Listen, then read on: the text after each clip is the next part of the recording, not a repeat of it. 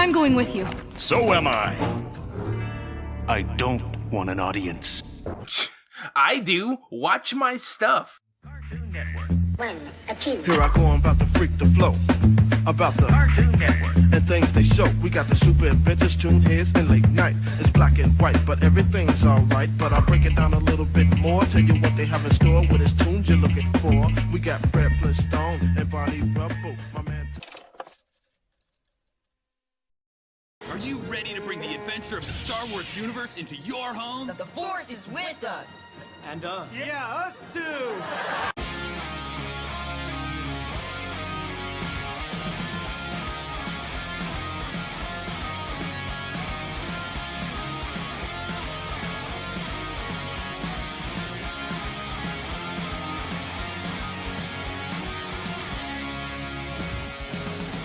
Okay, so being a boy in the 90s and 2000s was awesome, right? Stuff like Ninja Turtles and Power Rangers was in full stride, and we had more buff animals fighting crime than we knew what to do with. It was truly the closest we've ever come to having a perfect world. Did toys and shows for girls suffer as a result?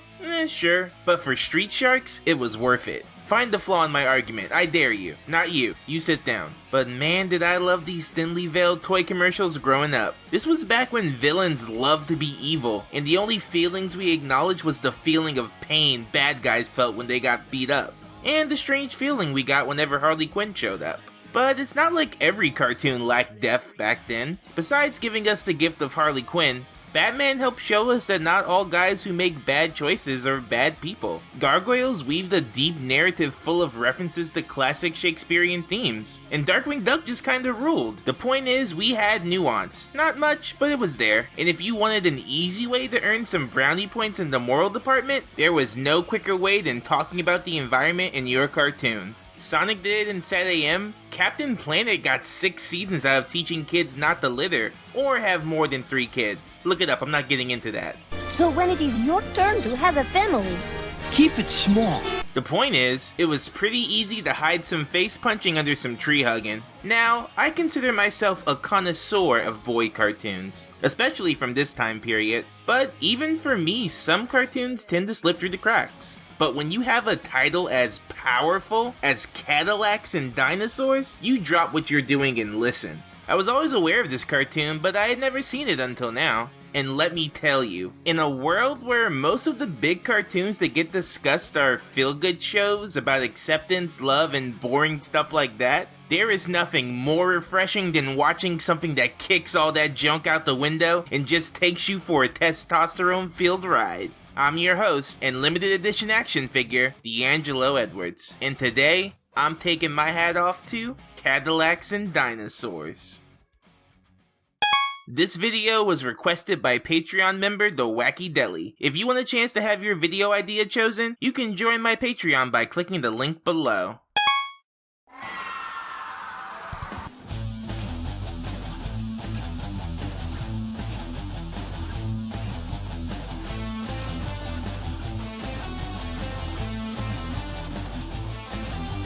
Alright, I just want to say that Cadillacs and Dinosaurs is such a great title, because not only is it 2 of the coolest words put together, but it actually makes sense. Because what do caddies run on? Fossil fuels. So it all makes sense, with the added bonus of sounding rad. But the funny thing is, it didn't start off with that name. Let's dive into the world of 80s comics. You see, before it was called Cadillacs and Dinosaurs, it started off as a comic series called Xenozoic Tales. Well, it really started off as a short comic story in a comic anthology called Death Rattle. Basically, it was like an American Shonen Jump weekly for horror comics. Created by Mark Schultz, no relation, Xenozoic Tales told the story of a post-apocalyptic world where the volcanoes were hot and the survivors were hotter. Seriously, look at these guys. It's ridiculous how well the end of the world has treated them. Now, see? Everybody in the future is ripped! In this world, after humans basically ruined the Earth, which hits a little too close to home now, retreated to underground bunkers to wait out the storm, but after coming back up, oops, all dinosaurs. Damn it! Every freaking time! The old world has fallen, and in its place, a brand new world remained, full of all the extinct animals that had long since disappeared. It featured some gorgeous art, full of super detailed landscapes and dinosaur designs, and of course lovingly rendered illustrations of cars and other vehicles, most notably Cadillacs. It was full of pulpy good fun, action, adventure, extremely attractive men and women, all you could ask for in an 80s comic. It was published by Kitchen Sink Press at first, a comic book company that published a lot of cool underground stuff, books like Twisted Sister, an all-female colics anthology, and gay comics, which actually focused on stories written by and for the LGBT community. But it did eventually move on to Marvel. However, rather than being part of the larger Marvel universe, it was instead published by Epic Comics, a company that Marvel also owned. It was after this move that the series became known as Cadillacs and Dinosaurs. It even had the blessings of General Motors, with them licensing out the name. From this point on, the series found modest success as a franchise. It was never really one of the big boys, but it was definitely popular. They made chocolate bars that had all new original comic strips and art printed on them. A tabletop RPG was made based on its world. It even had a very successful arcade game made for it by Capcom. They don't just give those away. But what we're here to talk about today is the fondly remembered, but not often discussed, cartoon series.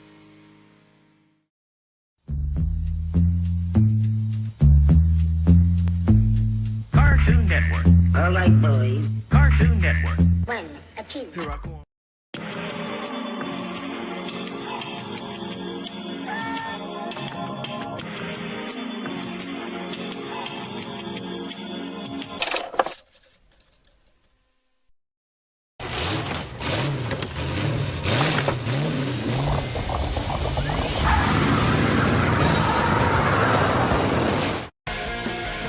Premiering on CBS, which sounds crazy now since that's the channel that old people make fun of older people for watching, Cadillacs and Dinosaurs rolled onto the screen from 1993 to 1994, producing 13 episodes and several toys. Cadillacs and Dinosaurs for Cadillac Jack Penrex. The adventure is only beginning. It was actually produced by Nelvana, the same studio responsible for stuff like Roly Poly Oly and Franklin, which also means that yes, this cartoon is Canadian. I'm sorry if I said anything to hurt your feelings. The intro immediately sets the theme. Guitar blazing in the background, dinosaurs running all over the place, and our two main heroes striking various poses. We're in the year 2513, and dinosaurs are now just part of everyday living. For the most part, people have adapted to this new way of life, but the technology they used to be so proud of is now all but gone, with only a few pieces of it remaining. Our main character, however, happens to be what they call an old blood mechanic, a group of people who hunt down and restore old technology, while also helping to preserve the balance of nature. This slab of beef is Jack Tenrick, our leading man and adventurer extraordinaire. He loves nothing more than fixing cars and stopping any threat to nature, which is good because between the poachers, con artists, and the corrupt government officials, he has his hands full.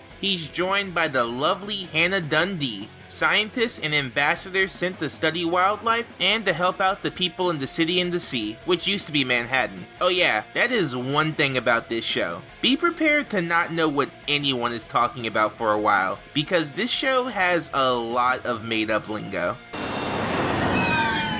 What are those?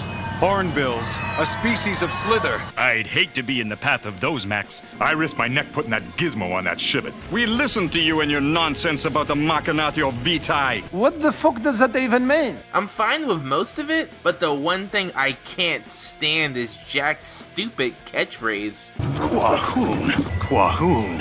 Quahoon! It's like the least cool sounding catchphrase I have ever heard, and I lived through Dragon Up. You'll eventually adjust as you keep watching, but I was always really confused whenever Jack brought up the Machinatio Vitae, which translates to the machinery of life. But if you want an easier way of understanding it, it's basically just karma. Jack and Hannah are joined by Hermes, a dinosaur that Jack raised up himself. He plays the role of not only Jack's faithful pet, but also his very effective guard dog. And they're also joined by another mechanic. Would you like to guess his name? Go ahead, guess. I'll give you some time. Okay, shut up, because his name is Mustafa Cairo.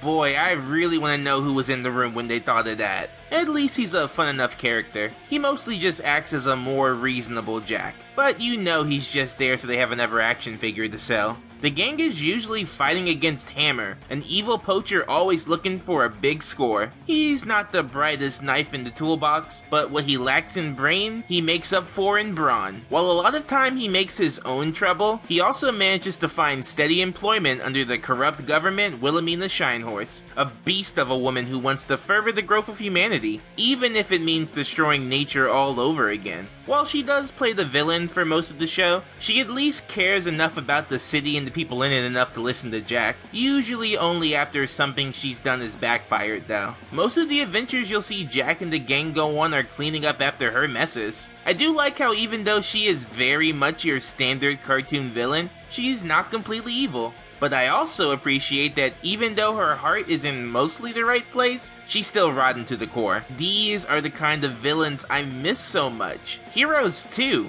Jack is your standard take charge action hero, busting heads and saving wildlife. A cool thing about him is that he doesn't really go around picking fights or starting anything. He usually tries to solve things the peaceful way, especially when it comes to dinosaurs, or slivers as they call them. It's actually pretty cool to see this standard action dude not always resorting to fists as soon as trouble comes up.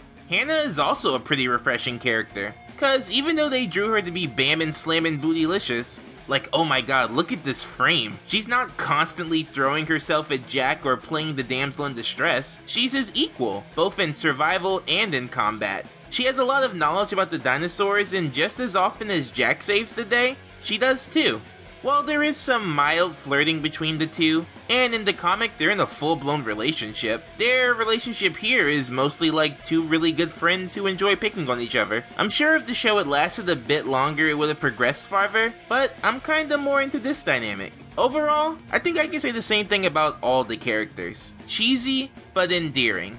While the theming about keeping the balance of nature intact and respecting all forms of life is handled pretty well, I think, the characters themselves were all cut from the same 90s cloth. Nothing about the character writing is like crazy groundbreaking or anything, but it doesn't have to be. It's just that fun Saturday morning cartoon schlock that you know and love. Nothing too deep outside the subject matter, and that's totally okay. But trust me, even with the more simply written characters, there is a lot to love in Cadillacs and Dinosaurs.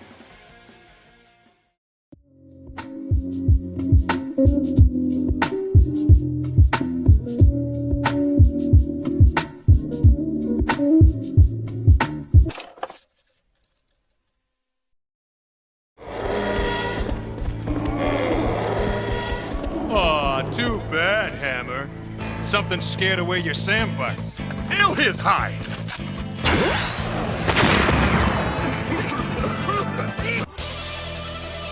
First of all, look at this show. It is gorgeous. Like any show of the 90s, the animation quality can vary from episode to episode, but when it's at its peak, it can hang with some of the best looking episodes of Batman and Animaniacs. The art style draws a lot from comics. The way they highlight black hair with blue, the fact that Hannah's top lip is black while the bottom is red, I love it. Those are like two of my favorite things to see in art. There's also some really good character acting here and there. They went with a more detailed style here, and I think it really helps to sell the more mature tone of the show. Something I miss a lot in cartoons are older main characters. Even when I was a kid, I tended to gravitate towards those a lot, even though I'm fine with kids as the main characters. Heck, a lot of the characters I draw are kids. But it was cool back when it felt like more of an equal split. The backgrounds in this are great too, with cities cobbled together from ruins or vast jungles full of dinosaurs, all explored from the seat of Jack's trusty caddy, which is also lovingly rendered.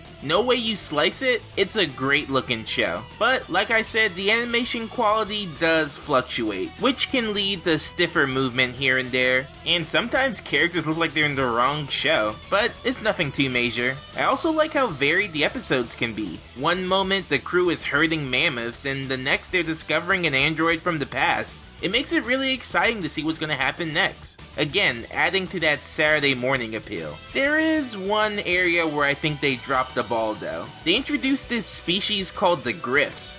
which are basically the missing link between the dinosaurs and the humans, but they kind of don't use them enough. I would forget they existed since we would go episodes without even mentioning them. That reminds me, there's also no real main story here. It's more of a situation of the week kind of show. I'm okay with that since it could lead to a whole lot of different scenarios, but if you come to this show expecting a narrative, you might end up disappointed. The main point of this show is just to show how humans get by in this brand new world. There's no gas anymore, so Jack makes fuel by collecting dinosaur guano. The radio signals are gone, which means the only one left is used to spread propaganda. Exploring this world and the changes that have come about in the last 500 years is what makes it so fun and interesting. Also, this show is just genuinely funny sometimes. This rock's for you, Jack. Is that how you spell Jack? Yeah. J-A-K, Jack. I thought there were 2 Ks. Do you think Jack's gonna check the spelling after this falls on him? Just hook up the line, Mikla, okay? Okay, I just thought there were 2 Ks. So yeah, while the writing wasn't the strongest, it was solid. And the show's other strengths really helped it to grow on me. The animation and art style is great. The concept is just plain awesome. And the characters, while a little one note, are all still very likable. Especially Hannah, for reasons. But sadly, all of this was not enough to save it from cancellation. CBS was putting more of an emphasis on its primetime airings rather than its kids block, which meant a lot more attention for Touched by an Angel and a lot less attention for Cadillacs and Dinosaurs. But the show had its fans, and those people still fondly look back on the show. And just because it's over, it doesn't mean that's it for the franchise. Various collections of the comic, except for some of the colorized issues and the Top Comics issues, have all been compiled and released in some pretty snazzy looking collector's editions. And the entire cartoon series has been released officially on YouTube, so if you're curious about the show, I highly suggest you check it out, preferably with a bowl of cereal in your hands. The creator of the series, Mark Schultz, is still in the business, and he still has the rights to Xenozoic Tales, so who knows, we might see more of old Cadillac Jack sometime soon. I think it would actually do really well nowadays. People like me are always hungry for new action, and with climate change proving to be more and more of a threat, maybe a show with a message about respecting the environment is something we need right now. Either way, I'm really glad I gave this a watch, and I wish I had grew up with it. Cadillacs and Dinosaurs has great art, a unique setting, and a very likable cast, and I hope we get to return to the City and the Sea someday soon.